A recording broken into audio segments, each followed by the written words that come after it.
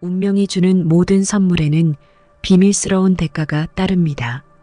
행복에 압도된 여성이 로맨틱한 사랑 이야기가 우연인지 운명적인 만남인지를 예측하기란 쉽지 않습니다. 이 사건은 사랑, 배신, 그리고 욕망이 어떻게 개인의 운명을 송두리째 바꿀 수 있는지를 보여줍니다. 2012년 장쑤성 창저우에 사는 랴오 펑시안의 인생에 큰 전환점이 찾아옵니다. 그녀는 알코올 중독과 가정폭력을 일삼는 남편과 이혼했습니다. 이혼 후 장쑤성 창저우로 왔습니다. 새로운 삶이 안정되자 그녀는 외로움을 느낍니다. 깊은 밤, 슬픈 과거 때문에 종종 불면의 밤을 보냅니다. 마음의 공허함을 달래기 위해 랴오 펑시안은 위챗에서 희망을 찾기로 했죠. 어느 날 평소처럼 위챗을 열고 화면에 잘생긴 아바타가 나타납니다. 더욱 놀라운 것은 화면 속 잘생긴 남자가 그녀의 집 근처에 살고 있었죠. 두 사람은 일상의 작은 일부터 인생 철학에 이르기까지 대화를 나눕니다. 자신의 생각을 이야기하는 것을 좋아했고 화면 속 남자는 그녀의 이야기에 귀 기울여주는 청중이 되어 주었습니다. 그들은 서로의 생각이 잘 맞아 떨어져 서로의 연락처 정보를 교환합니다. 깊은 밤 우연한 만남에서 묘한 이해관계는 마음의 공허함을 채워줍니다. 얼마 지나지 않아 영상 통화를 걸고 바에서 만나자고 제안했습니다. 그녀는 잠시 망설입니다. 거절당할까 두려웠고 그동안의 대화가 어색했기 때문이었죠. 하지만 그녀는 멋을 내어 약속 장소로 나갑니다. 처음으로 네티즌을 만난 그녀는 다소 조심스러워합니다. 그러나 리 리앙을 만나자마자 잘생긴 외모에 매력을 느낍니다. 리 리앙은 인터넷 카페를 운영하고 있다고 말합니다. 그는 전 부인과의 불화로 이혼했습니다. 리 리앙이 솔직했기에 랴오 펑시안도 자신의 이혼 사실을 말합니다. 두 사람은 서로를 위로하며 건배를 하고 서로를 너무 늦게 만났다고 느꼈습니다. 술에 취해 달콤한 말에 이끌려 랴오 펑시안은 그의 집으로 갔습니다. 다음 날 일어났을 때 랴오 펑시안은 혼자 침대에서 깨어났습니다. 깨끗한 이불만 덮여 있었고 어떠한 접촉의 흔적도 없었습니다. 이로 인해 랴오 펑시안은 경계심을 풀게 되었죠. 이후 두 사람은 자주 연락을 합니다. 리 리앙은 옷과 가방을 사주었을 뿐만 아니라 가장 좋아하는 아이폰도 선물합니다. 리 리앙의 관대함과 부드러움에 감동받은 랴오 펑시안은 여자친구가 되기로 마음을 열게 됩니다. 만난 지 8일 만에 리 리앙은 아름다운 목걸이를 그녀의 목에 걸어주었습니다. 그리고 다이아몬드 반지를 보여주며 프로포즈를 합니다.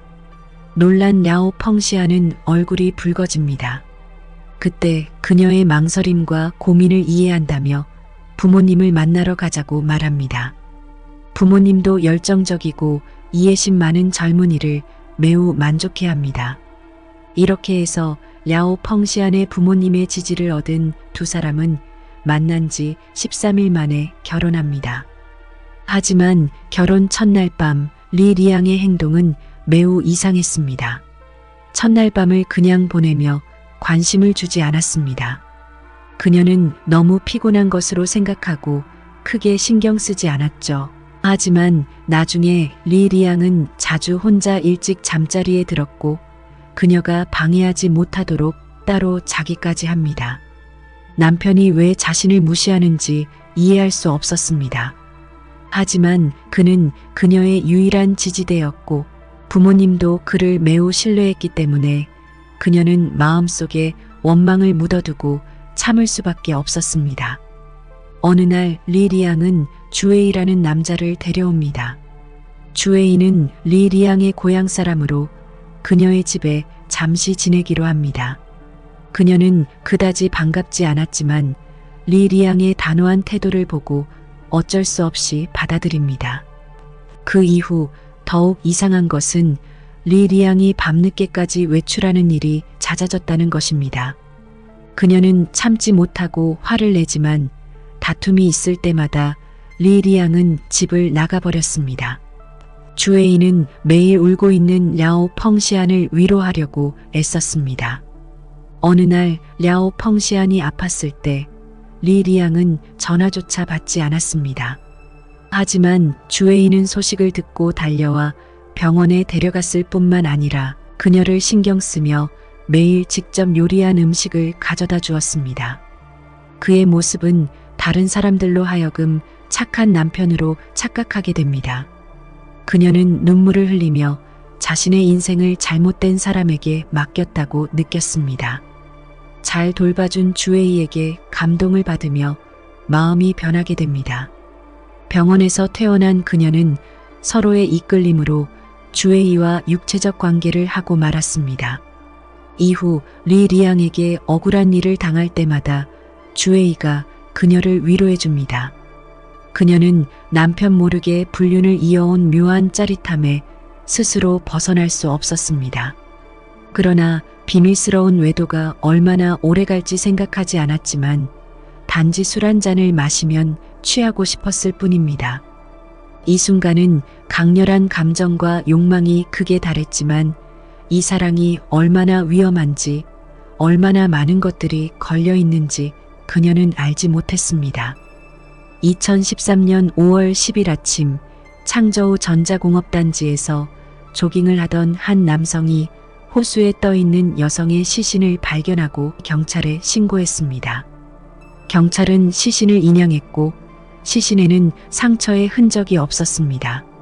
주머니에는 반지와 목걸이, 현금 400위안이 들어있었습니다. 경찰은 성폭행, 강도, 살인의 가능성을 배제했고 부검 결과 그녀가 물에 빠져 익사한 것으로 판단되었습니다. 하지만 고인에게는 신분증이나 휴대폰이 없었고 범죄 현장에는 감시 카메라가 없어 경찰은 거리를 수색해 고인의 신원을 확인해야만 했습니다.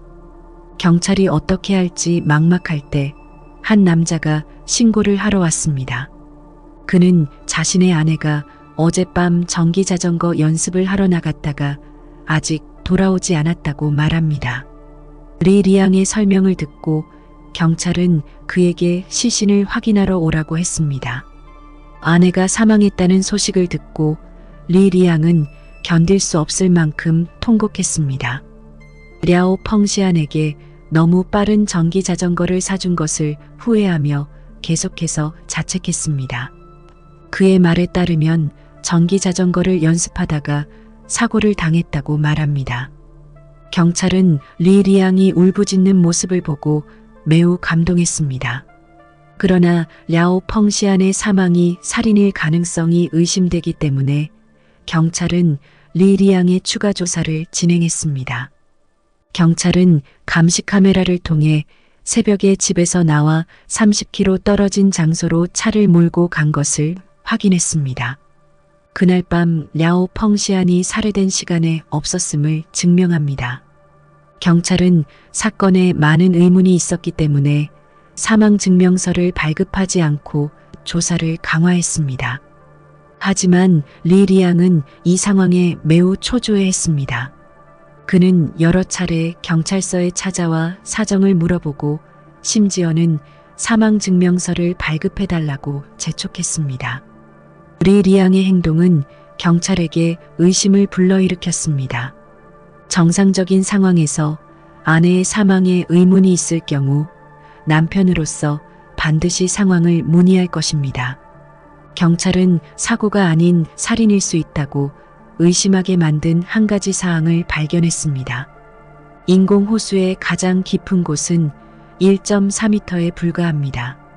1.6m 키의 랴오 펑시안이 어떻게 익사할 수 있었을까요? 그녀가 넘어지더라도 일어섰다면 익사하지 않았을 것입니다. 그녀의 신발 밑창에는 진흙이 묻어 있었습니다. 경찰이 의심을 품기 시작할 때 리리앙은 랴오 펑시안이 호수에 떨어뜨린 휴대폰을 찾아보라고 말합니다. 통화 기록을 확인하면 단서를 찾을 수 있을 것입니다. 그러나 인공 호수에서 휴대폰을 찾는 일은 쉽지 않습니다. 직원들은 여러 번 검색했지만 헛수고였습니다. 하지만 리리앙은 자기 돈 2,000위안을 들여 호수에서 휴대폰을 찾았을 때 경찰은 더욱 이상하다고 생각합니다. 리리앙이 우발적 익사라는 것을 증명하려는 열정은 오히려 경찰의 의심을 받았습니다. 경찰은 그녀와 자주 통화한 사람은 주웨이이며 조사하기 시작했습니다. 사건 당시 감시 카메라에 따르면 주웨이는 창저우 전자공업단지까지 택시를 타고 갔습니다. 그 후 새벽에 택시를 타고 떠났는데 이는 랴오 펑시안의 사망 시간과 일치했습니다. 경찰은 숨어있던 주웨이를 찾아냈습니다. 신문 끝에 주웨이는 랴오 펑시안과의 불륜을 인정했습니다.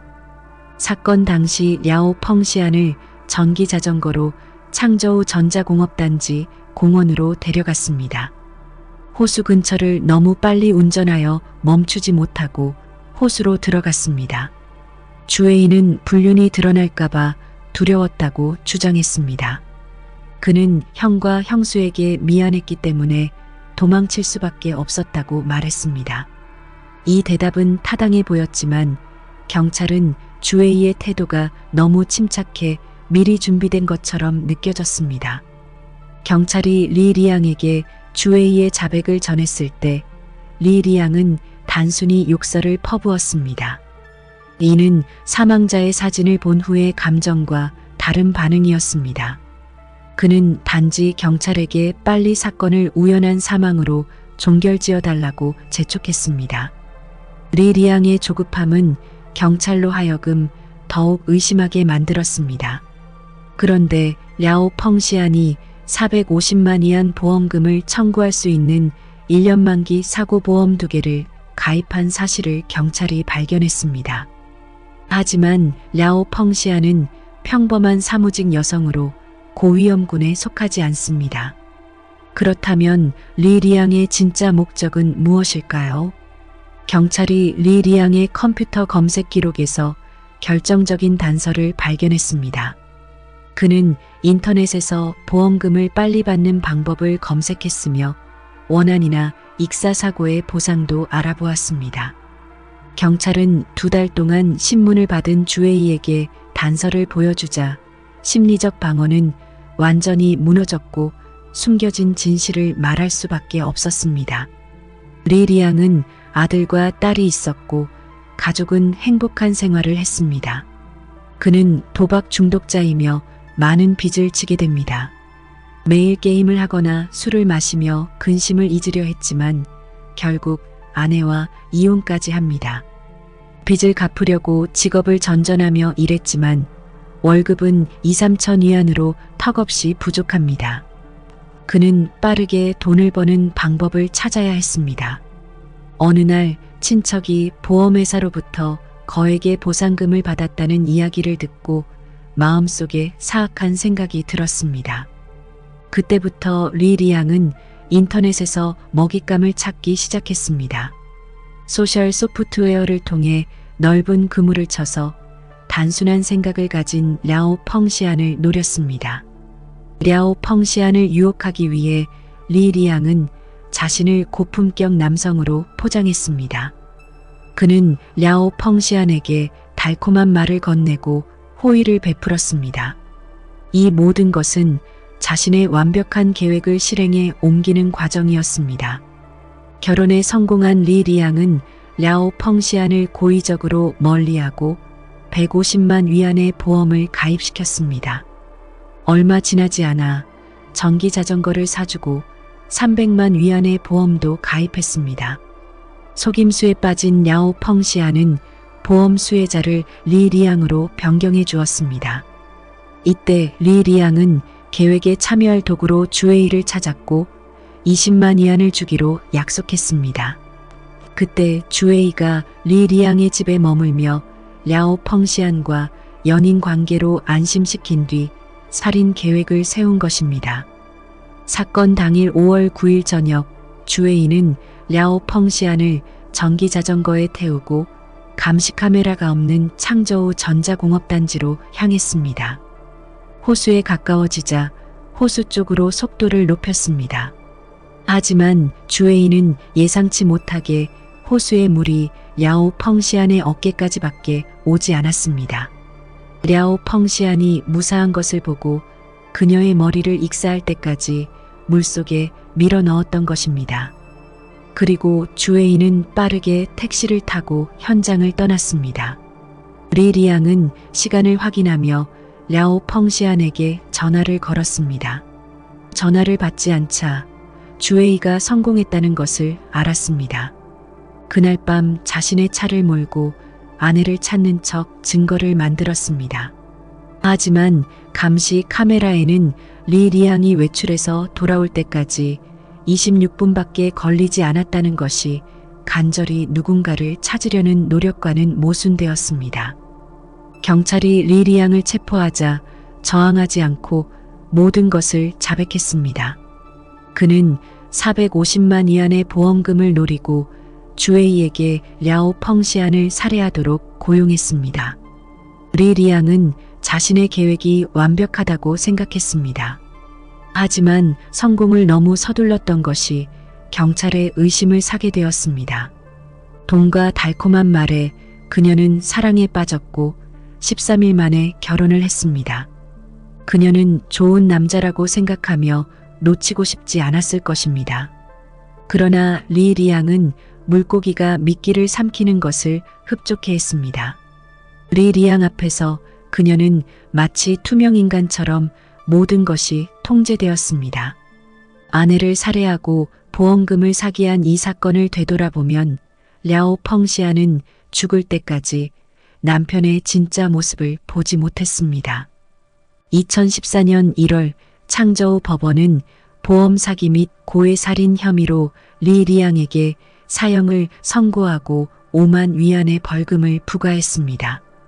주웨이는 동일한 죄목으로 사형을 선고받았으나 집행유예 2년과 3만 위안의 벌금형을 받았습니다. 이 사건은 사랑과 신뢰가 파괴적인 욕망에 어떻게 악용될 수 있는지를 보여주는 교훈이 되었습니다. 여러분은 어떻게 생각하시나요? 고인의 명복을 빕니다. 시청해 주셔서 감사합니다.